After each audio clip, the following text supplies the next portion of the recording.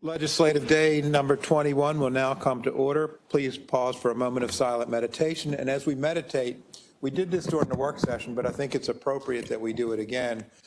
We lost three giants of Baltimore in the past week. We lost our very own Ken Oliver, who was the 4th District Council member, first African-American council member in the history of Baltimore County. And unfortunately, he passed away last week. Also, our brothers and sisters in the city of Baltimore lost a legend in Mary Pat Clark, who was a councilwoman, president of the city council. And then our union members lost a giant in union leadership, and that was Glenn Middleton, another giant in the Baltimore region. So if everyone could join me in this moment of meditation to think about their families and wish them peace.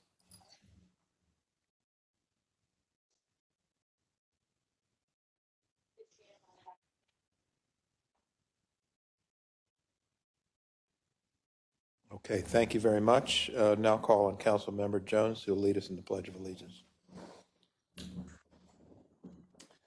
I pledge allegiance to the flag of the United States of America, and the republic for which it stands, one nation, under God, indivisible, liberty, and justice for all.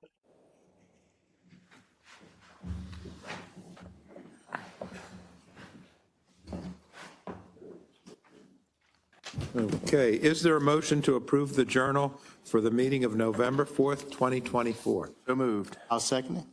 Okay, all in favor? Aye. Aye. Okay, enrollment of the bills, Bills 7824, 7924, 8024, and 8124 were passed by the council, signed by the county executive, and are hereby enrolled. Mr. Secretary, will you now read all the bills for introduction? Yes, sir, Mr. Chairman. First is Bill 101-24, Current Expense Budget Homeless Solutions Program, HSP.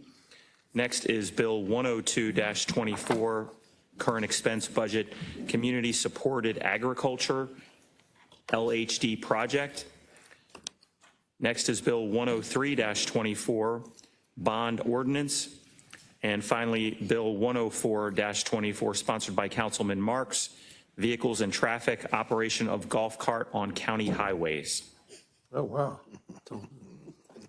Golf carts on county highways. Don't laugh. Hey, can't wait for the deliberation on that one. Uh-huh. Okay. You read the bill. We'll now consider the appointment confirmations. Mr. Secretary, first items.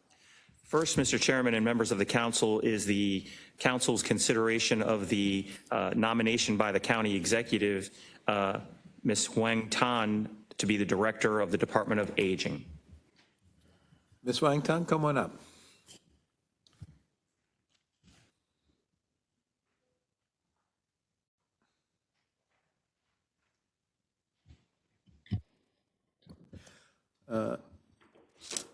Ms. Tan, you presented some background on yourself at the work session. If you'd like to restate any of it or say anything else, feel free to do so.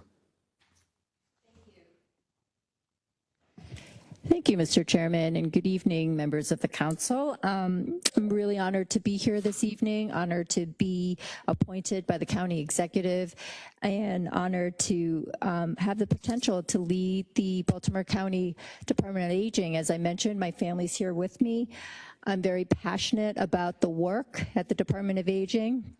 Yes, I mentioned that my kids helped me with my remarks earlier. And they're here tonight just really to emphasize that I'm very passionate about this work. I'll make good decisions as the Director of Aging. I'm here to assist residents in the county, and I'm also here to answer any questions that the council might have for me tonight. Thank you. Thank you very much for the opportunity. Thank you. Do any of the members have any questions, comments, or thoughts?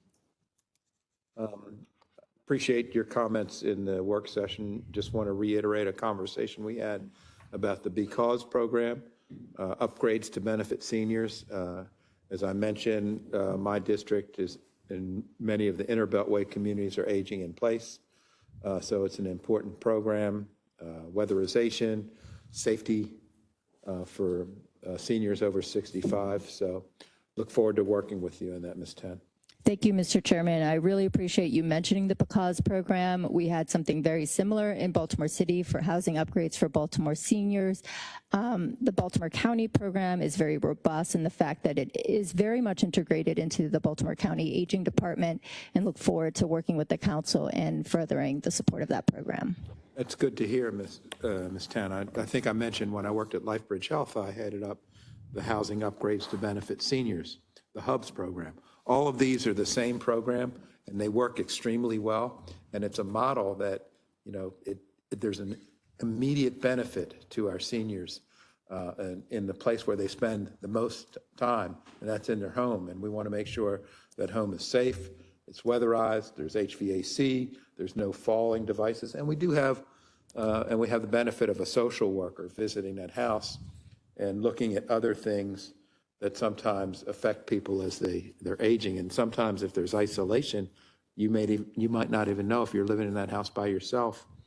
You might not even know, but that social worker comes in, just make sure everything is going okay, and may tweak a thing or two if there's any issues. So I think it's an outstanding program, especially we're all living longer. We are. I think it's a local, wonderful model. It has become a national model to add a handyman to the triage team with the social worker. And so I really look forward to working and continuing that program. I'm glad you brought that up because that handyman was a key component.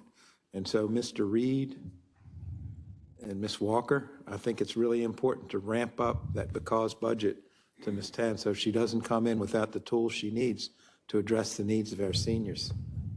So. Mr. Chairman. Yes, Councilman Catch. Yeah, thank you very much. Ms. Tan, I look forward to working with you and look forward to our meeting.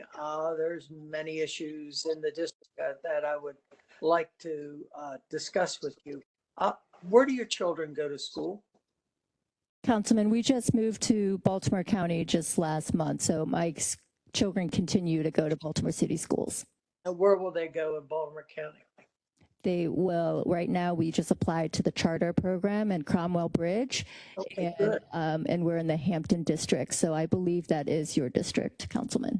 That is correct. That is correct. And both schools are good. So anyhow, again, I look forward to meeting with you and discussing the many challenges before our seniors in Baltimore County.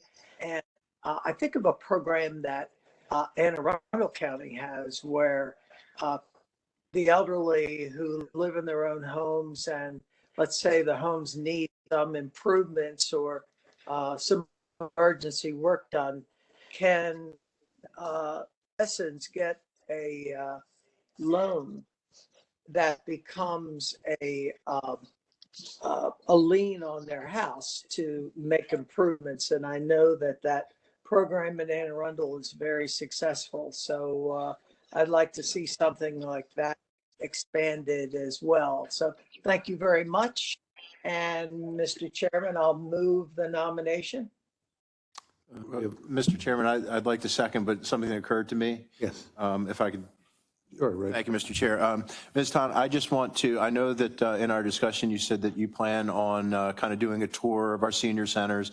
And I'd just like to extend an invitation to you that I'd be happy to join you in the 7th District at our senior centers, should you like me to tag along with you. Councilman, I would very much like to. Welcome to Baltimore County. Look forward to voting for you. Thank you very much. Thank you very much. Mr. Chair. Do you want to introduce your family members that are here? Certainly. Thank you, Mr. Chairman. I think they're really excited. So I have my husband, Pratira, who grew up in Parkville. And so we moved back to the area because of our family here. I have my son, Cohen, who is 9 years old, named after Leonard Cohen. Oh, wow. Because we love that musician. And then we have my daughter, Penelope, who is 6 and who would one day love to become mayor at some point. Oh, wow. Yes. Penelope, did you bring your resume? Need your resume and your financial disclosure, young lady. And Penelope, your driver's license, too.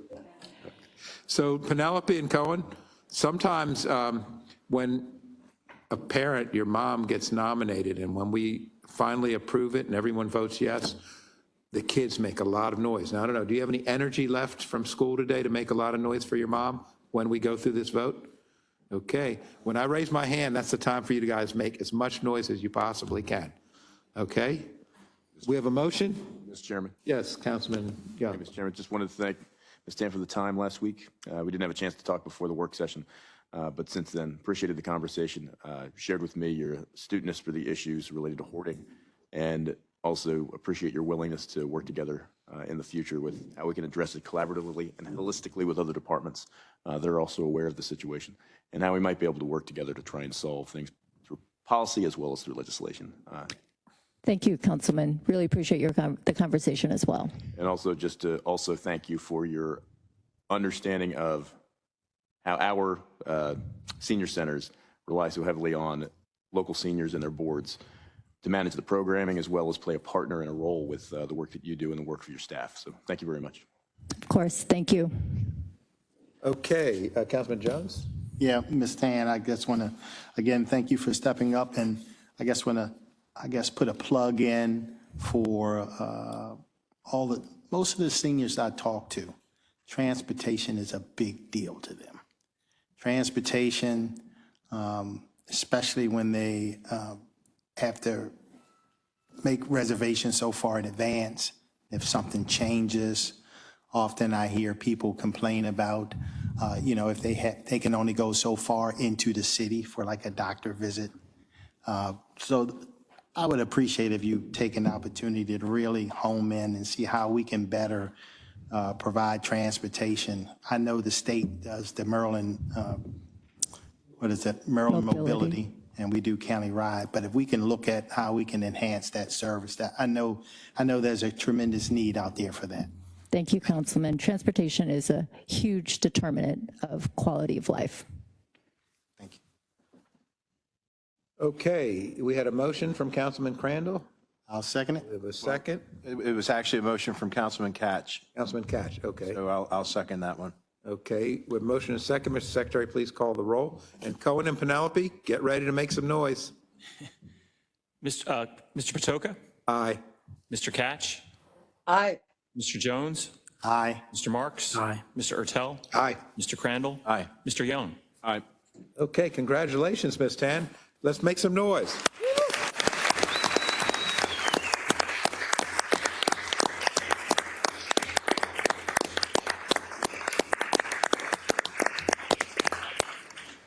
Thank you very much. Thank you, Ms. Tan.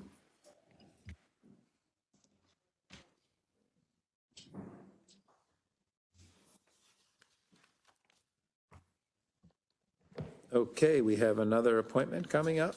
Mr. Yes, sir. Secretary? Yes, sir, Mr. Chairman and members of the council. The next appointment for your consideration is the county executive's nomination of Emily Jolicoeur to be the next People's Counsel for Baltimore County.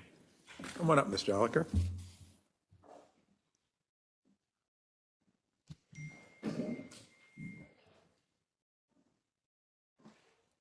Ms. Jolicoeur, you gave us some background on yourself and your vision in the work session, but feel free to restate any of it if you'd like to.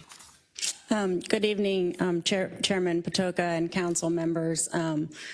I'm very excited to be here and to be considered for the position of People's Counsel. I actually recently came across my predecessor, the late Peter Zimmerman's retirement letter, and in it he said that it was time to appoint the next generation of the office, and I'm just thrilled and honored to be appointed as part of that next generation team. So I look forward to continuing the good work of the Office of People's Counsel.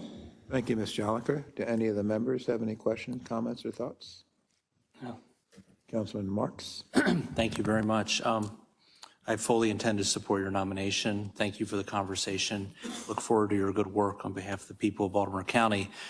So when this position was created, In 1974, the Baltimore Sun wrote that it was created by the voters to help defend them and the county zoning maps and to be a public advocate in zoning and development disputes. You've paid tribute to your predecessor, who was a friend of many of ours, who definitely did that. And I have no doubt that you will very faithfully follow in his footsteps. Thank you. Any additional comments, questions? Mr. Chairman. Councilman Catch. Yeah, thank you very much.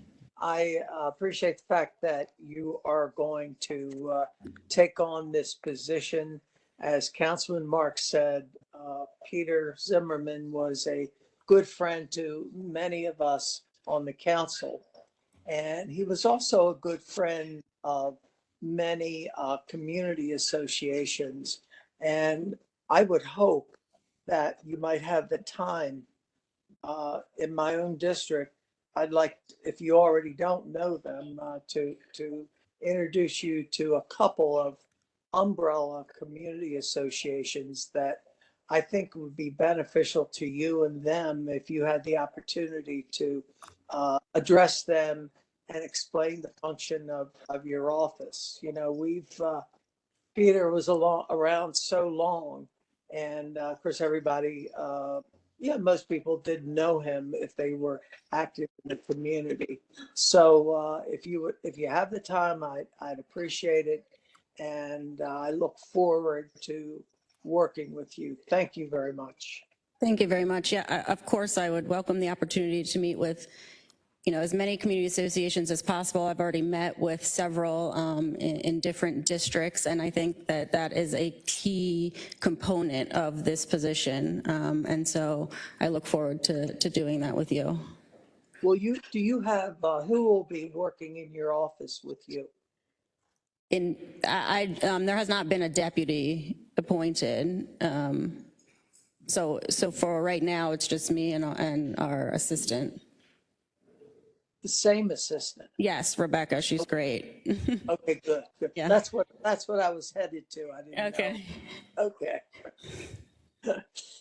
Thank you, Councilman Catch. I think Councilman Catch has an outstanding suggestion, and I would make the same offer to you, Ms. Joliker, that I think the umbrella groups are a good first step, because it's a culmination of many community presidents and in the leadership of an area. So it's a great way to get an awareness of your office. I would also add to Mr. Reed and County Administrative Officer Walker, this is one of the most important agencies to fully fund, because the People's Council, as I understand it, is out there fighting for the underdog, fighting for where something has gone sideways. And so if we don't add a full-time addition to that staff, then whatever is going sideways is going to go further sideways. And so I would fully support the ability to give Ms. Joliker the resources she needs to have a real People's Council office. Thank you. Councilman. Yeah. So, Ms. Joliker, do you bring anybody with you today? I did. My husband, Eric, is here. Where's Eric? Eric. Okay, hello, Eric. And then next to him is my daughter, Olivia. She's 9 years old. Hi, Olivia. And my other daughter, Josie, who is 7. And then I have another at home, but he's already asleep, so I didn't want to bring him in here. Is he a teenager? Might as well be at this point. Eat, sleep, and so, yeah. And my mother is also here, Carol D'Amelio, and my father, Gary Duval. Hello, Mom and Dad. Let's give Mom and Dad a hand.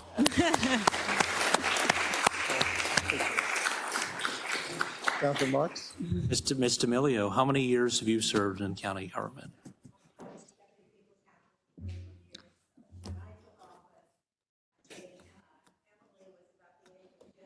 What if the daughter's name is Josie and Emily? No, Latin.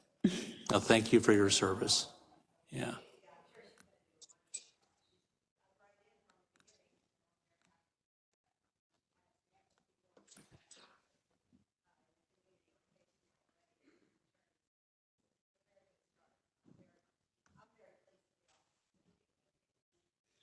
It's outstanding. Thank you. Let's say the girls, it's Josie and Olivia. Olivia?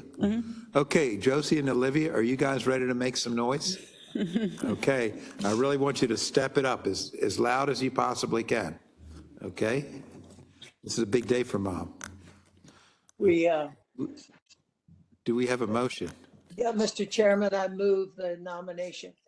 Okay, we have a motion and a second. Mr. Secretary, please call the roll. You ready, girls? See?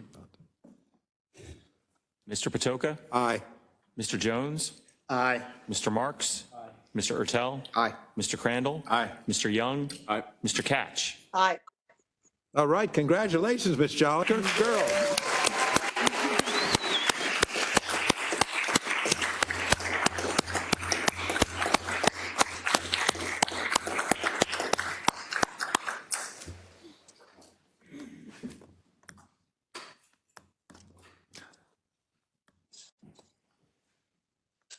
It's fun.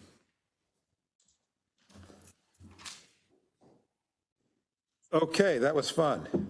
We'll now move on to final reading and vote of bills. Mr. Secretary, first item, please. Mr. Chairman, we have one bill only for final reading and vote. That would be Bill 82-24, Current Expense Budget Recruitment and Retention Grant.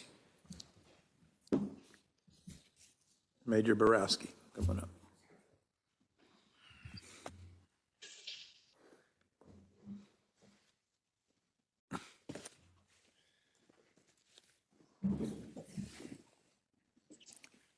Good evening.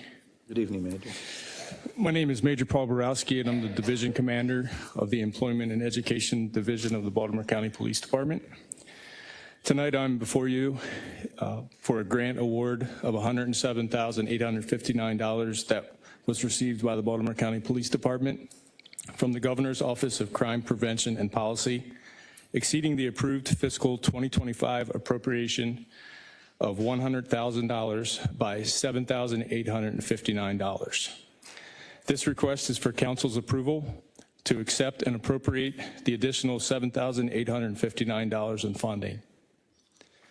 The grant helps to increase recruitment, selection, and retention of qualified sworn police officers with the diversity of backgrounds, knowledge, and experiences to ensure adequate staffing to maintain safety in Baltimore County. The program supports recruitment advertising, events, and bonuses, as well as retention initiatives, including team building events. Thank you, Major. Do any of the members have any questions, comments, or thoughts for Major Borowski? Yes, Mr. Chair, briefly. Councilman Crandall? Major, thank you for your effort. Recruitment and retention is obviously a topic that this council has talked with Chief McCullough about numerous times, as well as his staff. So thank you for your work on this. One question, though. I don't see Major Wydek here this evening. Is he not here because he's tired of being slighted by the chairman? No, sir. He was here today, but he'll be returning in the future. Okay. I don't know if I buy that or not, but okay. Well, Thank you, I Major. had him scheduled to go first, but then when I didn't see him. I'll let him know that he was. I doubt that as well. Any additional questions? Do we have a motion? Motion to approve. We have a motion and a second. Mr. Secretary, Second. call the roll. Mr. Patoka? Aye. Mr. Marks? Mr. Ertel? Aye. Mr. Crandall? Aye. Mr. Young? Aye. Mr. Catch? Aye. Mr. Jones? Aye. Okay, motion carries. Thank you, Major. Thank you.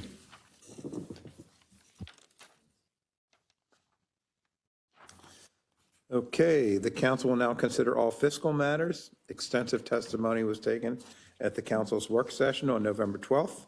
The witnesses who testified at the work session are all available to restate their testimony if needed. I'll now call upon the secretary to read the cover letter for fiscal matters number 1 through number 12. Fiscal matter 1 is a contract of sale with Deborah G. Ledbetter Fuller. Fiscal matter 2 is a contract with Pharmatech Incorporated. Fiscal matter 3 is an amendment to contract with Tate Engineering Systems Incorporated, doing business as Site Support Services. Fiscal matter 4 is an amendment to contract with Axon Enterprise Incorporated. Fiscal matter 3 contracts for on-call painting services. Fiscal matter 6 is an amendment number 2 to a contract with the Action Elevator Company, LLC. Fiscal matter 7 is a contract of sale with Baltimore County Game and Fish Protective Association, Incorporated. Fiscal matter 8 is a contract of sale with American Yeast Corporation. Fiscal matter 9 is 2 contracts for on-call snow removal and de-icing services. Fiscal matter 10 is a purchase order with iCivil Incorporated for engineering services. Fiscal matter 11 is an amendment to contract with Whitman, Requart and Associates, LLP. And fiscal matter 12 is amendment number 4 to the contract with Nelson, Mullins, Riley and Scarborough, LLP. Okay, are there any questions or comments from the members? Hearing none, is there a motion to approve fiscal matters number 1 through 12? So moved. I'll second it. Motion moved and second. Mr. Secretary, please call the roll. Mr. Patoka? Aye. Mr. Ertel? Aye. Mr. Crandall? Aye. Mr. Young? Aye. Mr. Catch? Aye. Mr. Jones? Aye. Mr. Marks? Aye. Okay, fiscal matters passed. Mr. Secretary, is there any further business to come before the council? Mr. Chairman, we just have 2 additional items just for me to introduce. Okay, go right ahead. The first is Resolution 46-24, sponsored by Councilman Marks, to approve an amendment to the Perry Hall Community Plan for introduction only this evening. And next is Resolution 47-24, sponsored by Council members Patoka, Ertel, Catch, Marks, and Crandall, establishing the 2025 Redistricting Commission for introduction only this evening. Mr. Secretary, I have a question about one of the resolutions. Yes. Resolution 4724. Yes, sir.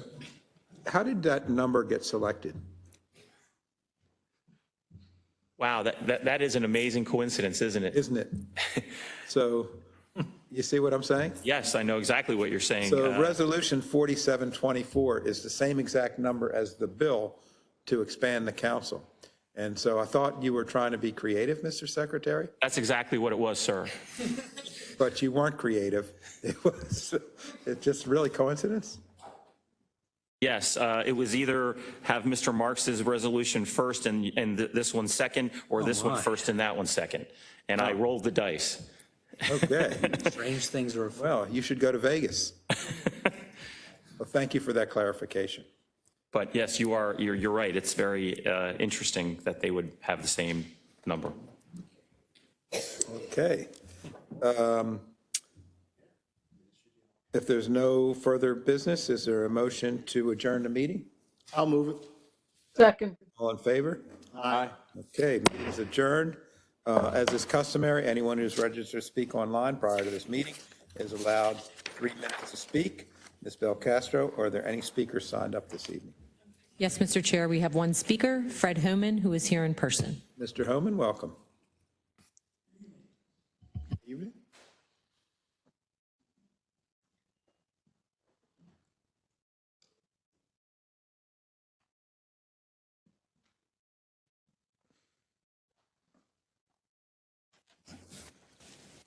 Gentlemen, it's been a little less than 3 weeks since I sent you the email that explained the Tirabassi matter from the very beginning when I found the documents on the Board of Appeals website to the current day. And I brought you through the history in pieces so that you could follow through, I hope. Do you have any questions about anything I sent you, or should I recap it? Any questions? Any of the members have any questions? No, Mr. Homan. All right, that's fine. That's fine. What I pointed out to you, it's many, and I made the comment before, right? Many of you may have missed it when I was here last, but each of the attorneys that work for the county, right? Mr. Benjamin, Assistant County Attorney Ramonde, and Mrs. Berger, right? All agree that the county violated state law when they signed the settlement agreement. They put it in writing, in a pre-hearing memorandum, in a memo from Mr. Ramonde to Mr. Benjamin, and in a memo from Mrs. Berger to the Board of Trustees of the retirement system. And I didn't tell you this before, but that matches up with all the previous county attorneys that go back to when state law was amended back in 1991, Article 73B. But perhaps most importantly that I left out is that the Court of Special Appeals has also been heard on the matter, and they also agree that the county violated state law when they signed that settlement agreement. Which raises the question, and one more thing. There's a $495 an attorney out there with Baker Donaldson, Mr. Dahl, and I made a point of pointing out the letter that he wrote to Judge Trufer and some of the things that he left out of the memo to Judge Trufer. You will also note in that Mr. Dahl is running as fast as he can away from the settlement agreement that the county signed. Right? He wants everybody to know that the individual was paid out of the liability fund and not out of the retirement fund.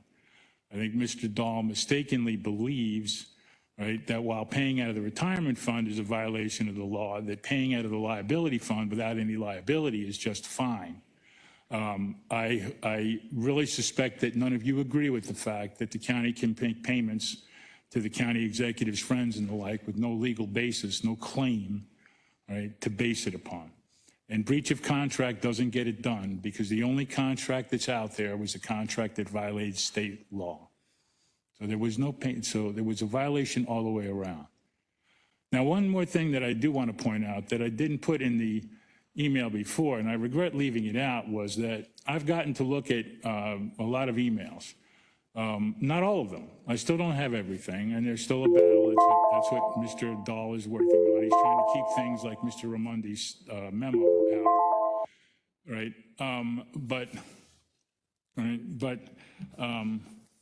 One of the things that you need to be focused on as well is the fact that you now have a responsibility, knowing that you have an internal control problem. Your outside auditor will tell you that if you make a payment, even though the $83,000 might not be material in the context of $1 billion budget, the fact that it was paid illegally is a big deal. And your outside auditor needs to know it. Now, I hope that's been communicated to him by now over the last couple of weeks, but it needs to be. And you also need to check with the actuary who worked on the payment, because God forbid they knew what they were doing at the time. That's not good for the county, and it's certainly not good for the actuary. All right, that cannot happen. Thank you, Mr. Homan. The question is going to be from here is, what are you going to do? Because we all know they violated the law.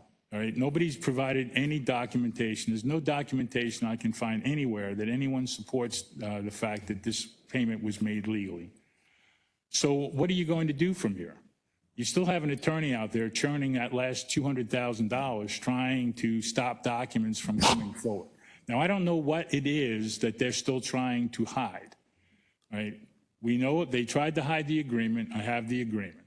They tried to hide Mr. Raimondi's letter to Mr. Benjamin. I have that, right? I have the letter that Mr. Dahl sent to Judge Trufer. All this points in one direction, yet the county is still paying Mr. Dahl $495 an hour to stop the release of documents. What the hell can be in those documents now that is so scary to this administration? I mean, seriously. And why don't you want to know what's in those documents? Thank you, Mr. Homan.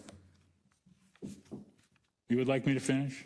Well, you've exceeded your time. And if Well, I you want want to point out to one more- summarize. I will. I'll point out one more thing to you. Okay. You're in the process of deciding who the interim county executive is going to be. The interim county executive, when they come into office, is going to have to deal with this issue. I don't know why you'd want them to deal with this issue, but they're going to have to deal with this issue because it's not going away. Violations of the law don't go away. And before long, you might find that there are other people at change of administration who are going to be happy to talk about it. Right? I think you should figure out a way to resolve it, make the public aware of everything that happened, release all the documents. There's no point not to anymore. Release all the documents. Thank you, Mr. Homan. Okay, Ms. Belcastro, do we have any additional speakers? No, Mr. Chair. Okay, then we are adjourned. Thank you all very much.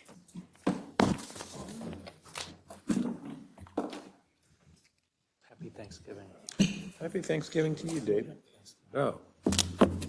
Happy Thanksgiving, everyone.